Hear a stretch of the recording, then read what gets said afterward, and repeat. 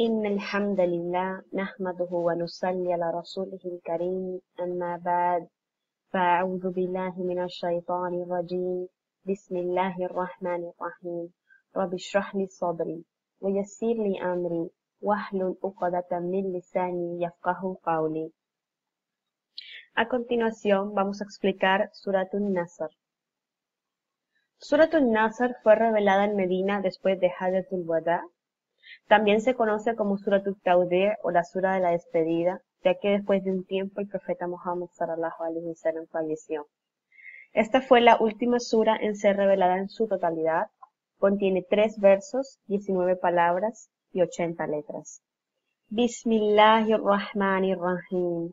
En el nombre de Allah, el misericordioso, el compasivo. Idha jaa, cuando llegue. Nasru, la ayuda, Allahi, Nasrullahi, la ayuda de Allah, wal fath, y la apertura. Nasr significa apoyo, algo que alivia debido al apoyo o la ayuda que ofrece. Se refiere a la ayuda que se ofrece contra la opresión o contra algo o que es peligroso. Cuando Allah subhanahu wa ta'ala habla de la gente en el infierno, en muchos versos del Corán, uno de los versos o de las palabras que él utiliza comúnmente es, de las expresiones, es, y no tendrán nasirin, no tendrán auxiliadores. Entonces, de ahí proviene la palabra nasr, ayuda o apoyo. Y no es cualquier apoyo, no es cualquier ayuda, es una gran ayuda, ¿no? Es una gran ayuda que contribuye a la victoria, ¿no? En este caso se refiere a la ayuda de Allah subhanahu wa ta'ala. Se refiere a la ayuda que Allah subhanahu wa ta'ala le dio a su mensajero, sallallahu alaihi wasallam, contra sus enemigos, y como resultado de esa ayuda se logró la conquista de Mecca, que se conoce como el Fath, Fatha Mecca. Fath significa la apertura, la conquista, y naturalmente el significado de Fath está incluido en la palabra Nasr. Porque cuando en este verso la Subhanahu wa Ta'ala nos dice, cuando llegue la ayuda de Allah, otros sabios lo interpretan como cuando llegue la victoria de Allah, ¿no? Porque la ayuda de Allah no deja la posibilidad de pérdida. No es una ayuda que de pronto beneficie, pero no se logre la victoria. Al contrario, con la ayuda de Allah se obtiene la victoria. Entonces, la palabra al-Fath, que aquí significa la apertura, y se refiere a la apertura de Mecca en ese momento, está incluida dentro del significado de Nasr. Más sin embargo, Allah subhanahu wa ta'ala lo expresa claramente cuando agrega, cuando expresa o cuando revela la palabra wal-fath en el verso, ¿no? Entonces, cuando llegue la ayuda de Allah y la apertura, ¿no? Fath, viene la palabra fataha. Fataha significa abrir, y en este caso está haciendo pues el papel de un sustantivo que significa la apertura o la conquista. ¿De qué? De Mecca, ¿no? Entonces, ¿esto a qué se refiere? Esto se refiere a la conquista que el profeta Muhammad sallallahu alaihi wasallam logró sobre Mecca en el año 8 en el calendario de la Égira. En el siguiente verso, Allah subhanahu wa ta'ala nos dice, Waraeita, y veas, annasa, a la gente, yadkhuluna, entrando, fidini, en la religión, Allahi, fidinillahi, en la religión de Allah, afwaja, en multitudes. Waraeita, es un verbo que está en pasado, pero es una afirmación de lo que sucederá en el futuro. Cuando veas, Wara'aita nasa, cuando veas a la gente, yadkhuluna, entrando, fi dinillahi, en la religión de Allah, en el Islam, afwaja, en multitudes. Din significa religión, y más que religión significa un estilo de vida que genera una recompensa equivalente a lo que se hace, ¿no? Entonces, básicamente, como yo vivo mi vida, así seré recompensado en el ájira. Y eso es lo que se refiere cuando se dice la palabra din, ¿no? Din es un estilo de vida. Entonces, nosotros sabemos que el Islam no es solamente algo que cubre nuestro aspecto espiritual. El Islam es un estilo de vida que cubre todos los aspectos de la vida humana, ¿no? Es la armonía perfecta entre el hombre, la familia, la comunidad, la sociedad en general, y el universo, ¿no? Es esa armonía perfecta, es ese comportamiento del hombre en su relación consigo mismo, en su relación con Dios, en su relación con los demás, en su relación con la sociedad, ¿no? Y cuando hablo de la sociedad, todo lo que implica la sociedad, no solamente el trato con la gente, con los vecinos, con los amigos, sino su ámbito político, su ámbito económico, su ámbito social. También se refiere a la relación que tiene el ser humano con la naturaleza y obviamente pues con su mismo entorno. Entonces, esa armonía perfecta que se genera cuando una persona vive el Islam es lo que se conoce como Dinul Islam. Es mucho más allá de la religión, porque cuando hablamos de religión, se limita a una a un dogma, a una serie de creencias que la persona mantiene firmes y con las cuales alimenta su vida espiritual.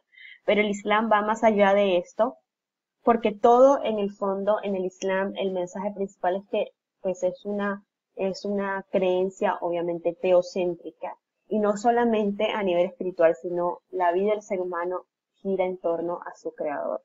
Entonces, aquí pues se expresa claramente, y cuando veas a la gente entrando en multitudes a la religión de Allah, al estilo de vida en el que Allah subhanahu wa ta'ala es el centro de la vida de los seres humanos, y están viviendo, ¿no? De acuerdo a las leyes que Allah subhanahu wa ta'ala reveló en el Corán y que el profeta Muhammad sallallahu alaihi wasallam nos enseñó en la Sunna. Básicamente eso es lo que es Dinul Islam. ¿Ok? Y cuando los veas entrando, afwaja. Afwajan es una palabra plural de fauj. Fauj significa grupos de personas que pasan y son vistas, ¿no? Como un batallón. Y obviamente cuando hablamos de fauj, pues no estamos hablando de una persona, sino de un grupo de personas. Y un grupo de personas grande porque son notables, ¿no? Entonces, afwaja es un plural de un plural.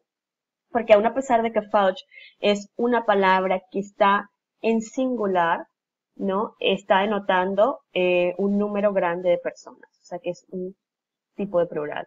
Y afwaja es, o afwaj, ¿no? Es el plural de esta palabra, lo cual significa multitudes, grupos de grupos de grupos de personas. ¿Y esto a qué se refiere? Pues básicamente, después de la victoria de Mecca, tribus completas de todo Arabia llegaron a aceptar el Islam a Medina, ¿no? ¿Por qué? Porque Allah subhanahu wa ta'ala siempre le dio un estatus importante a Quraysh, ¿no? Y Quraysh, pues la tribu que habitaba en Mecca y los protectores de la Kaaba, Quraysh es de donde proviene el profeta Muhammad sallallahu alaihi wasallam. Y hasta que Quraysh no aceptó el Islam en su totalidad, las personas aún aguardaban, ¿no?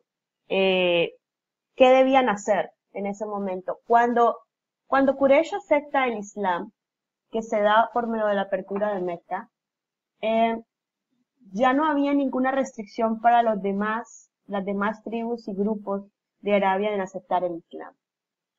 Hasta el momento, hasta antes de la apertura de Mecca, las personas aceptaban el Islam a nivel individual. Y eso implicaba en muchos casos abandonar su tribu, abandonar su familia para unirse a los musulmanes en Medina y formar prácticamente una nueva familia, ¿no? Si nosotros nos vamos al contexto histórico, en el momento en el que Allah subhanahu wa ta'ala reveló el Corán, en la sociedad en que es revelado el Corán, ¿no? En el que viene el profeta Muhammad sallallahu alaihi wasallam con el mensaje del Islam, no era algo fácil, porque hoy en día nosotros, pues aceptamos el Islam en nuestras vidas, vemos que las personas se convierten al Islam por montones, pero no hay ningún impacto político. De pronto hay un impacto familiar inicialmente, y eso va muy de la mano de cómo se manejen la conversión o de qué tipo de familia provenga la persona, pero generalmente es un impacto mínimo en comparación a lo que se vivía en ese momento. En ese momento aceptar el Islam implicaba ir en contra de la tribu, si la tribu no era musulmana, que era lo más probable, era ir en contra de los líderes de Arabia, que eran Quraysh, era ir en contra inclusive generaba problemas en las familias, separaciones, divorcios, ¿no? Y obviamente que personajes importantes o seres amados eh, dentro de una tribu entraran en discordia con otros, ¿no? Y de hecho vimos que en la batalla de Badr, en la batalla de Uhud, las peleas contra los mushrikin de Mecca eran familiares contra familiares, primos contra tíos, hijos contra padres, hermanos contra hermanos. Y fue una situación bastante difícil, lo cual puso a prueba su verdadera fe. Entonces las personas que aceptaban el Islam en ese momento era porque tenían una fuerte convicción de que no había nada digna de adoración salvo Allah y de que Muhammad sallallahu alaihi wasallam era el mensajero de Allah. Entonces, hasta ese momento, pues tenemos personas valientes, convencidas, con un corazón guiado, que entraron al Islam de manera individual. Después de la apertura de Mecca, ya se vuelve algo a nivel de tribus, ¿no? Ya las personas iban a aceptar el Islam en tribus completas. Venían las confederaciones a visitar al profeta Muhammad sallallahu alaihi wasallam con los líderes de las tribus. Y los líderes de las tribus aceptaban el Islam y por ende toda la tribu aceptaba el Islam, porque así era como funcionaba la sociedad en ese momento. Lo que resulta en una Arabia islámica, y no solamente una Arabia, sino con el tiempo la expansión del Islam por el mundo, ¿no? Entonces de ahí la importancia de este suceso. Cuando Abu Bakr radiallahu anhu escuchó esta sura, empezó a llorar. Mientras el resto de los sahabas estaban felices, estaban emocionados porque Allah subhanahu wa ta'ala estaba prometiendo la victoria de Meca. Esto pasa antes de la apertura de Meca, ¿no? Entonces, pues era algo contradictorio que Abu Bakr radiallahu anhu en ese momento empezara a llorar. Pero la razón por la cual él se sintió tan triste al escuchar esta sura es porque él sabía que la misión del profeta Muhammad sallallahu alaihi wasallam estaba a punto de culminar en la tierra.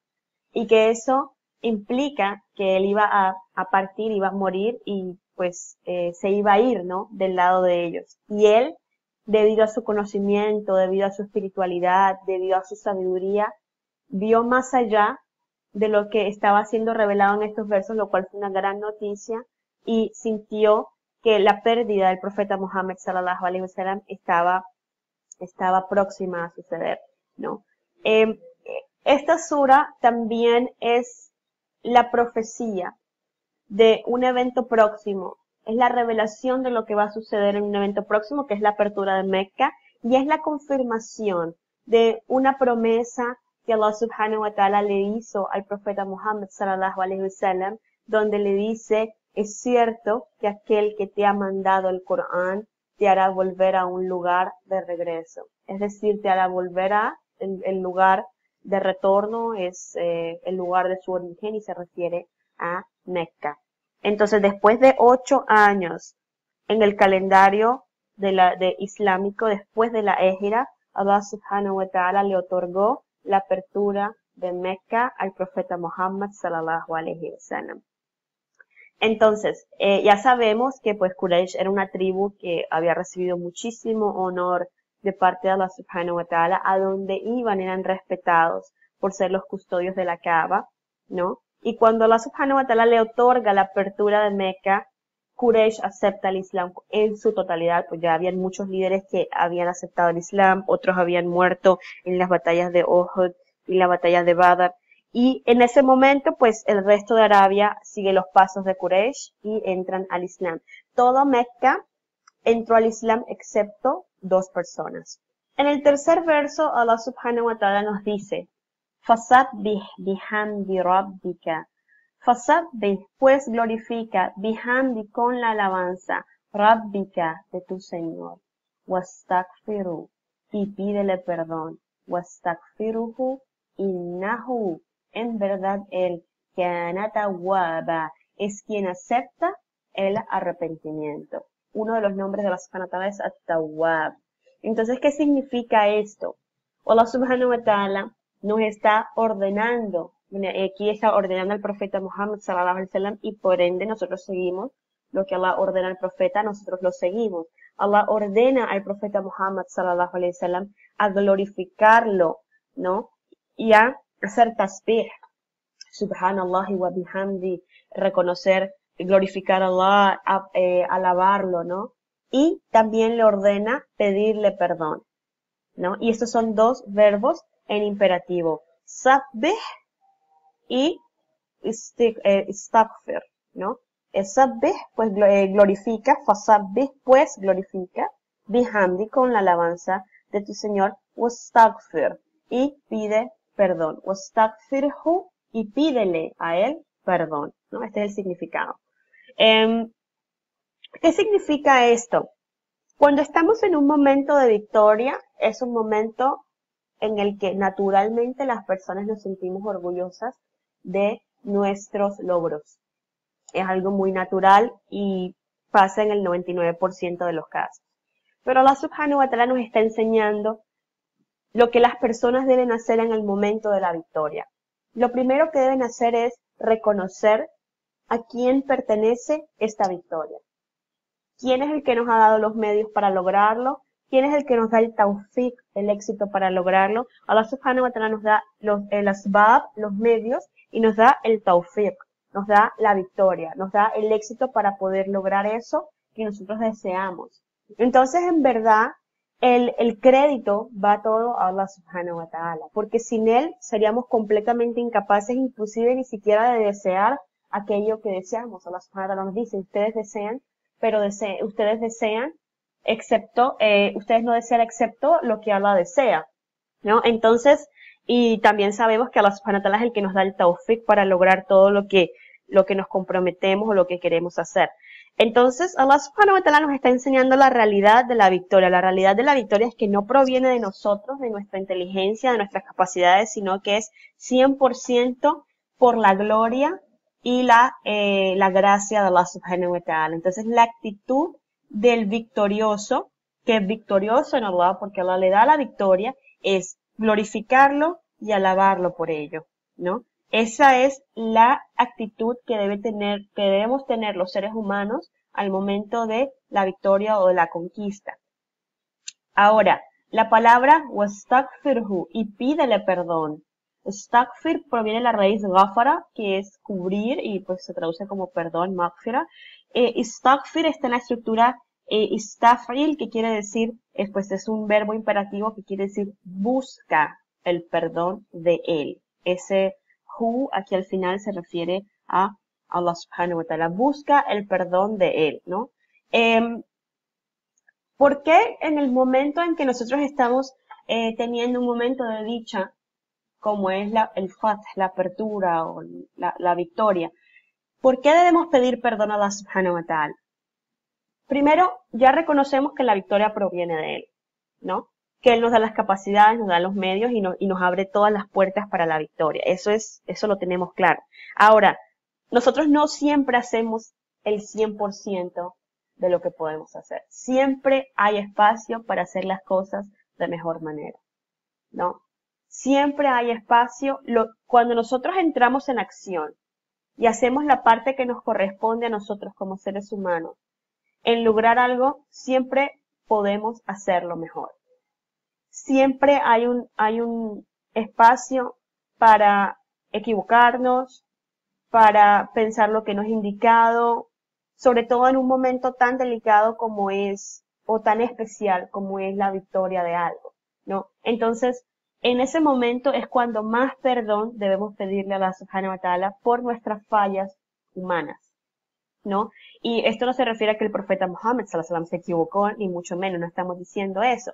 Pero estamos diciendo que todos como seres humanos, cuando estamos en un momento de gloria, ¿no? De victoria, es cuando más humildes debemos hacer, reconocer la grandeza de Allah y reconocer nuestra pequeñez. Y reconocer nuestra pequeñez va de la mano con el istighfar, con pedir perdón a Allah subhanahu wa ta'ala. Entonces son dos aspectos que son opuestos o más que opuestos complementan, ¿no? Complementan la actitud del musulmán en tiempos de victoria y de facilidad. La glorificación de Allah, el reconocimiento de Allah y al mismo tiempo pedirle perdón a Allah, porque entre más nosotros somos capaces de reconocer la grandeza de Allah, más vamos a reconocer nuestra pequeñez. ¿Ok? Más crece su gloria ante nuestros ojos, más nosotros vemos claramente su gloria y la reconocemos y la decretamos, ¿no? Y la pronunciamos con nuestros labios y nuestro corazón y más sentimos esa necesidad de perdón, de que cubra nuestras fallas, de que corrija nuestros asuntos y que siempre reconozcamos que si es por nosotros, siempre hay espacio para hacer las cosas de una mejor manera. Entonces, esto es una enseñanza que Allah subhanahu wa ta'ala le da al profeta Muhammad sallallahu alaihi wasallam y por ende él nos transmite a nosotros y quedó plasmado en el Corán y es para nosotros una lección de que debemos hacer en estos momentos de victoria. Y entonces aquí al final ahí está un atributo de Allah subhanahu wa ta'ala que es supremamente bello y es innahu, en verdad él, ciertamente él, kana tawwaba, es quien acepta el arrepentimiento. Allah subhanahu wa ta'ala es quien acepta at-tawba, el arrepentimiento, entonces por ende él es at-tawwab. At-tawwab es el que acepta el tauba, ¿no? Y tauba es simplemente dar la vuelta, reconocer nuestras fallas, alejarnos de aquello que está mal y pedir perdón a Allah subhanahu wa ta'ala y volver al camino correcto. Algo bastante interesante que vamos a encontrar en el Corán es la palabra innahu, ¿no? Cuando se refiere a Allah subhanahu wa ta'ala o cuando se refiere a cualquier personaje del que Allah subhanahu wa ta'ala esté hablando en el Corán. Allah subhanahu wa ta'ala, vemos que casi todos los versos en casi todos vamos a encontrar la palabra innahu, sobre todo en las historias, ¿no? ¿Qué significa inna? Inna significa en verdad, ciertamente, es cierto que. Los árabes eran reconocidos por su conocimiento de la literatura árabe, del árabe, ¿no? Y aparte de eso, ellos tenían una pureza en su forma de hablar, en su idioma única, ¿no? De hecho, el Corán es un milagro en todos los aspectos, pero uno de los aspectos en el que el Corán es un milagro es su milagro lingüístico, porque llega a una gente que es lingüísticamente bastante avanzada en el árabe y el Corán no tiene igual. Ninguno de los mejores poetas ni lingüistas de la época sabía, de hecho, tenían claro que esta era un kalam, era una palabra que provenía de origen divino que era de Allah subhanahu wa ta'ala, ¿no? Este fue uno de los milagros del Corán. Hoy en día nosotros no nos tomamos tan en serio las palabras y no le damos esa importancia a lo que decimos. En esa época era tanta la importancia que le daban a sus palabras que la mayoría de los Quraysh tardaron tantísimos años en decir la shahada, ¿no? Fue hasta el año 8 después de la hijra que muchos de ellos aceptaron el Islam diciendo la shahada, porque ellos sabían el peso que tienen las palabras, ¿no? Y el compromiso que implica el decir o el expresar una palabra, ¿no? Entonces, una palabra, aunque sea algo liviano en la lengua, es muy pesado en la escala, ¿no? Y nosotros, eso es un principio que el Islam nos enseña. Entonces, la palabra o la partícula inna en el Corán quiere decir en verdad, es una afirmación. Y es una afirmación tan fuerte que cuando la palabra inna es utilizada para expresar cualquier mensaje, es prácticamente como si fuese un juramento. Ok, nadie va a mentir diciendo inna, ¿no? O sea, cuando Allah subhanahu wa ta'ala revela en el Corán versos con la palabra inna, ellos sabían el peso que esa palabra tenía. Porque nadie de los seres humanos sería capaz de mentir utilizando la palabra inna. Obviamente, mucho menos Allah subhanahu wa ta'ala que está muy lejos de eso, ¿no?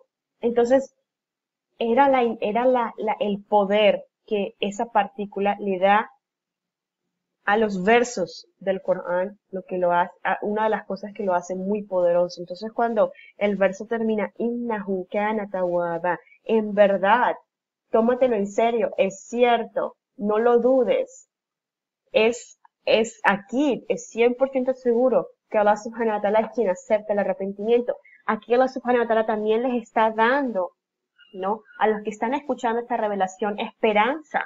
No importa lo que hayas hecho en el pasado. El Islam no es una religión que guarde espacio para el arrepentimiento, para la culpa, ¿no? Tú te arrepientes y una vez te arrepientas, estás libre de ese pecado porque Allah subhanahu wa ta'ala es en verdad at-Tawwab, ¿no? Entonces, sí, uno se arrepiente y eso es importante, pero no podemos vivir pegados de la culpa y la desesperación por lo que hicimos en el pasado, porque Allah subhanahu wa ta'ala es at-Tawwab. Entonces también es una reafirmación que les da seguridad, ¿no? No importa lo que hayas hecho en todo este tiempo.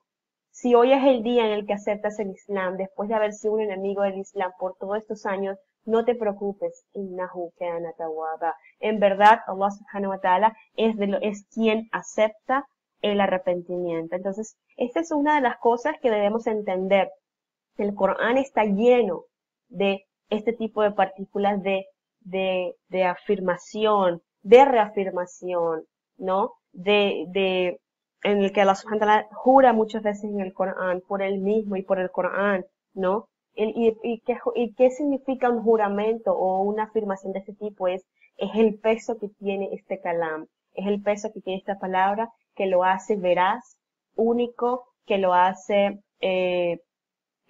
especial y que demuestra el milagro lingüístico de este hermoso Corán, ¿no?